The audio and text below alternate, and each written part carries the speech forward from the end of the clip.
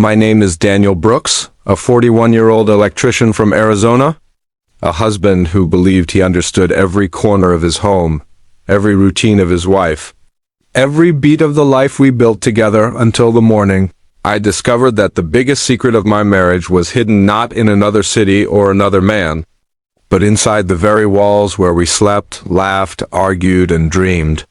People think betrayal comes with signs, suspicious glances, late-night texts, sudden coldness, but sometimes it slips in quietly, disguised as normal life, so ordinary you never see the storm growing until it's already overhead. For years, I thought my wife, Claire, was the most predictable person in my world. She was calm, organized, a kindergarten teacher who collected cute coffee mugs and labeled everything she owned. But the truth that shattered me was that the woman I married had an entire second life. She had been hiding with the skill of a professional liar. And the first crack in that illusion appeared on a Tuesday evening when I came home early from work and found something that didn't belong in our house, a small black notebook, tucked behind a drawer that I swear I'd opened 1,000 times, but somehow never noticed. It wasn't old, it wasn't dusty, it looked intentionally hidden. And right there, inside its pages, I found the first piece of evidence that would flip my entire reality upside down. But before I tell you what I read, you need to understand something. Claire wasn't the type of woman you'd suspect of anything. She had soft eyes, a gentle voice, and this way of smiling like life had never hurt her. She called me every day at noon, made grocery lists on sticky notes, and planned little weekend trips months in advance. She was steady. Or so I thought. When I opened that notebook, the first page wasn't a diary or a to-do list, or even anything that made sense for a kindergarten teacher. It was a list of names. 27 names, each with a date and a location written beside it. None of the names were familiar. None matched anyone from her school, her family, her circle. The locations were random coffee shops, parks, motels, even hospitals. My chest tightened, my hands went cold, and I remember thinking there must be an explanation. Maybe these were parent meetings? Fundraisers? Volunteer events? But then I turned the page. The next page held photographs, tiny, printed snapshots taped neatly in rows. Not of Claire, not of us, but of strangers. Old men, young women, teenagers, couples. Some smiling, some crying, some sitting alone on benches. Each picture labeled with a number, and that number matched a name in the list. My skin crawled. It wasn't normal. It wasn't harmless.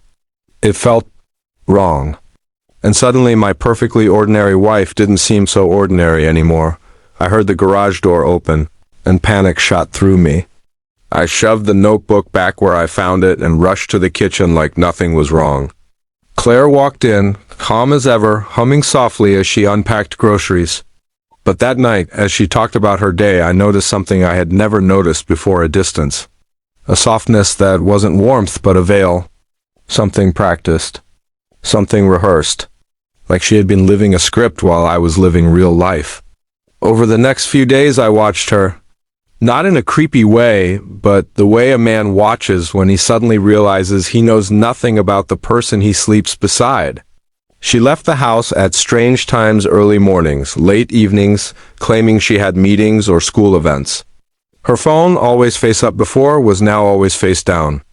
She changed passwords she had never cared about before.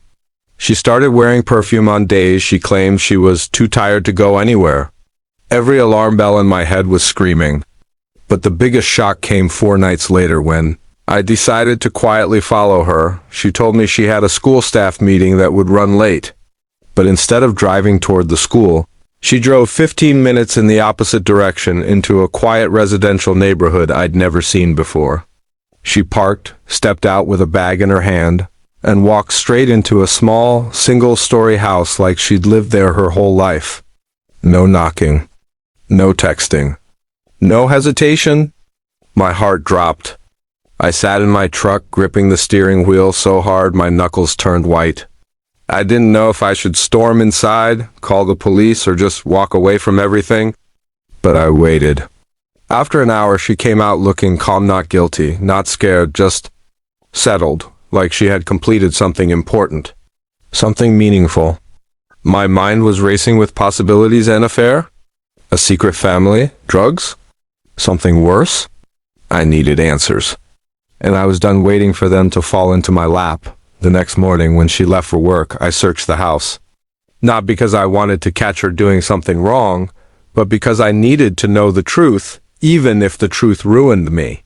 I checked her drawers, her closets, her car, and that's when I discovered something that made that black notebook look innocent. Hidden in a locked box beneath our bed were stacks of envelopes, each filled with hundreds of dollars. Thousands total, and every envelope had a name written on it, names that matched the notebook. My stomach flipped. I wasn't married to a cheater. I wasn't married to a criminal. I was married to someone living an entire secret identity I couldn't even begin to understand or trust. She came home early that day and caught me sitting on the bed holding the box. For the first time in our entire marriage, her face went pale. Not surprised, exposed? "Daniel," she whispered, her voice shaking, "I can explain." But I wasn't ready for explanations. I was ready for truth. All of it. And slowly, painfully, the truth spilled out. Claire wasn't cheating, stealing, or creating a second family. She had been secretly working as an underground volunteer for a support organization that helped runaway teens, domestic violence survivors, and homeless individuals reconnect with their families or rebuild their lives in private, confidential ways. The list of names, people she had helped, the photographs, proof of their recovery. The envelopes, emergency funds she provided when their own families refused to help. She had been doing it since before we met, but she never told me, not because she didn't trust me, but because the organization demanded absolute secrecy for the safety of the people involved. The house she visited belonged to a woman who ran the program. Claire wasn't cheating, she was saving people. Literally saving people. I didn't know whether to feel relieved or devastated. She didn't lie for selfishness, she lied because she believed telling me would put people at risk. But she still lied.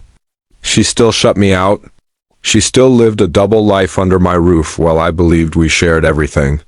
She broke down crying, telling me she never wanted me to find out like this, that she wanted to protect me from the danger of knowing these people's stories. She said she loved me more than anything but couldn't give up the work that gave her purpose. And as I looked at her, this woman I thought I understood so easily, I realized she was far more complex, far more brave, far more scarred, and far more secretive than I ever imagined. She wasn't living a second life to hurt me, she was living one because the world had hurt other people. And she couldn't stand by and do nothing. We spent hours talking, yelling, crying, trying to bridge the gap between the life I thought we had and the one she lived in the shadows. And I'll be honest, trust doesn't rebuild overnight. Love doesn't erase secrecy. But now, I know my not as the simple schoolteacher who labeled her coffee mugs, but as a woman who carries strangers' tragedies on her shoulders and never once asked for gratitude. And as strange as it sounds, learning about her second life didn't break our marriage, it finally made it real. Because the truth, no matter how heavy, is better than a perfect lie.